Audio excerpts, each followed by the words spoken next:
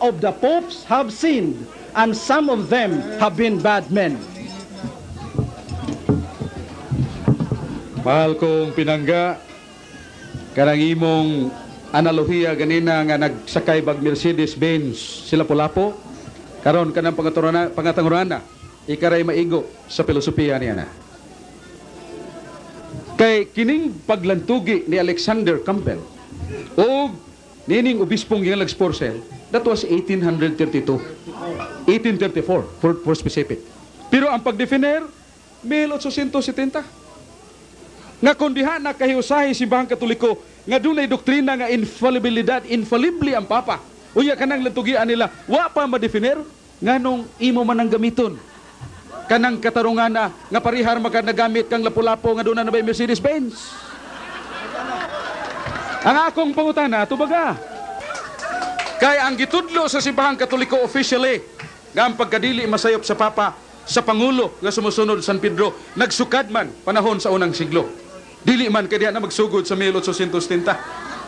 Ang akong pangutana, kinsa man unsa mang pagtulun-ana niadtong mong bata nga Papa nga nakatudlo og sayop kun erehiya.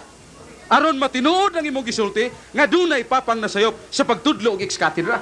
Kay kun dili ka katubag niya na, ikaw nagahimog mga pasumangil og tumutumo sa kontra sa pangatarungan nga maayo. Mga higala, salamat kay Bradshaw nga imong giadmiter sa tubangan sa mga tao. This is recorded and this is televised. Nga matod pa ni Bradshaw, si Porcel wa mutuo sa doktrina sa papal infallibility, kaya ang doktrina nga papal infallibility was only in 1870. Therefore, mao nagigitubag ta ganina. Unsaon niya pagdefinir o usa ka infallible nga teachings nga mismo katong Papa nga imong gisultihan, wa man ganito'y kalibutan nga dunay teachings nga papal infallibility. Natubag ang mong pangutanan sok sa imong admisyon nga bisan ng usa ka obispo nga butan miingon nga ang walay butan nga Katoliko nga mituo sa doktrina nga papal infallibility before 1870. Nagpasalamat ko niya na nga imong giadmiter kana sa tubangan sa katawhan o niining tanan nga mga naminaw karon. Okay. Sugda na nato ikatong pagbarog, tag 10 minutos na lang. Kadaw sa. Unya, doon na pa ba'y pangutana, between? Huwa na. Una, pangutanan ko niya. How many minutes? 10 minutes. 10 minutes yapon. So 5 minutes sa masig. Sa segundo rin sa ipirmahan ninyo. May pangutanan niya pa ito. Usa may sabot. Doon ay pangutana gyapon. Doon na gyapon. Okay. Katapos ang pagbarog ni Sok Fernandez Affirmativo. 10 minutos. Ako lang ipainumdum sa itong pinanggang moderator. Iyan ang gibasa kanina. The affirmative speaks first and last. Atong ibalik ang moderator ni modify. I stand corrected. Katapusan man diyang affirmative, no?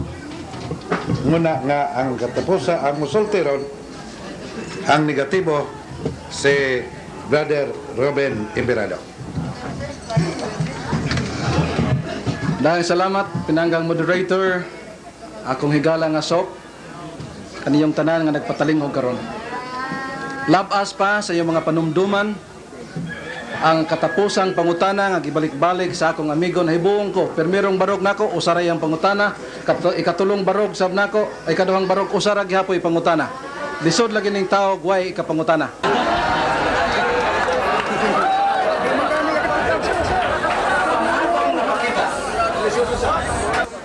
O gidawat sa dakong pagdawat sa akong higala nga ang doktrina nga papal infallibility wala patuhui ni bisan kinsang Katoliko before 1870. And that's a fundamental difference between the gospel, the Church of Christ, and the Catholic Church. Muna, nasakayan pa ni ako, Brad, naglayag na ni akong sakayan.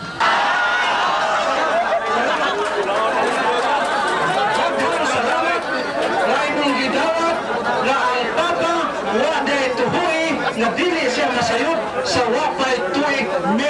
1870.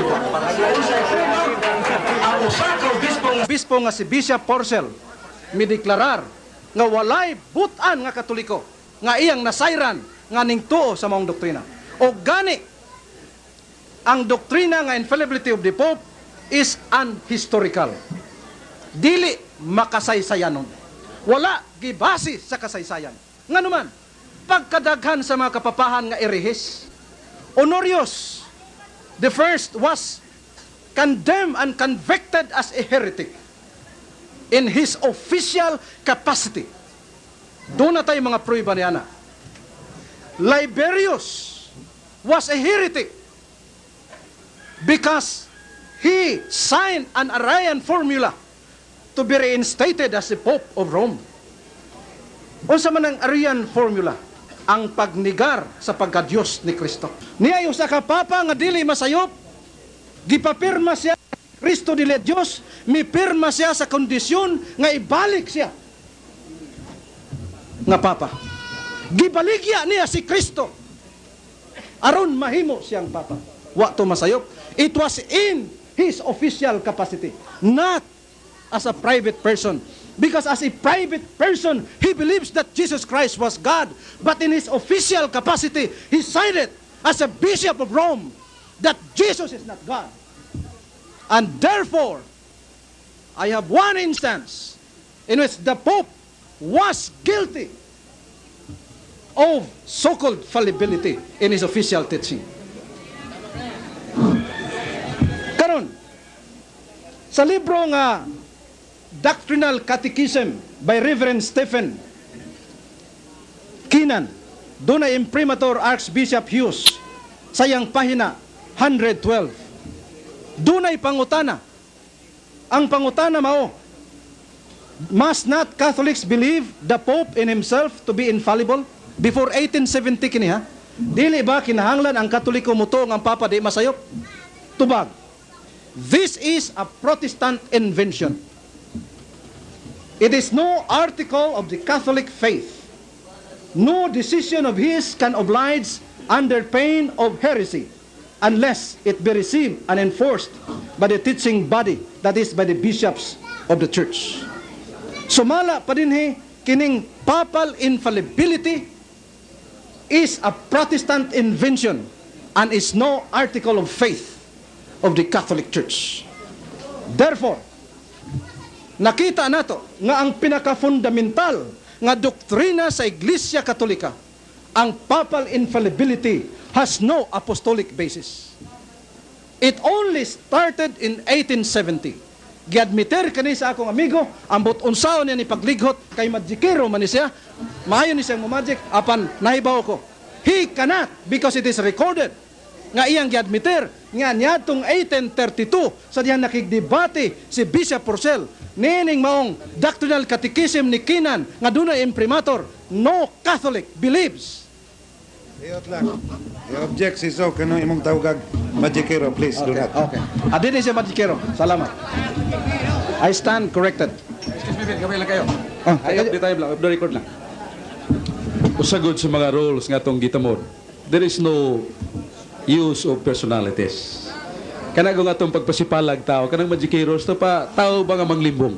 Muna nga, dili na ito gamiton kay Kristohanon magatang tinuod.